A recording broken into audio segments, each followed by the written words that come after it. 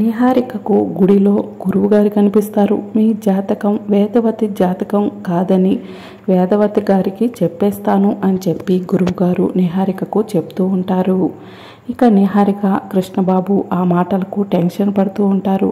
ముక్కుపుడుగా దక్కలేదు, వేదవతి లాంటి స్థానం దక్కలేదు అని నిహారిక గురువుగారికి చెప్తూ ఉంటే దూరం నుంచి వేదవతి, ప్రసాదరావు, అవని, శ్రీకర్ ఆ మాటలను వింటారు.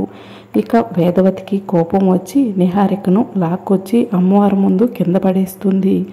అమ్మ అని చెప్పి కృష్ణబాబు అంటూ ఉంటే, ఆగు, దీన్ని కాపాడటానికి ఒక్క అడుగు ముందుకు వేశావంటే చంపేస్తాను అని చెప్పి వేదవతి భయంకరంగా కృష్ణబాబుకు చెప్తూ ఉంటుంది.